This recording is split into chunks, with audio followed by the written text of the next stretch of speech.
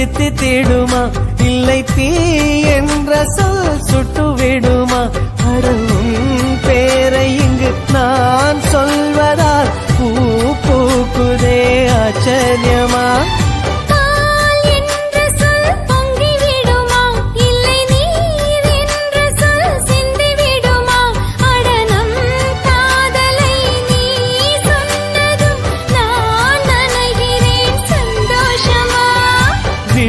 கடிதம் போடும்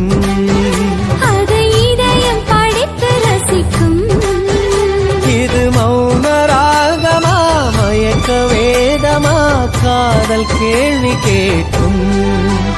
அடியே அனார்களி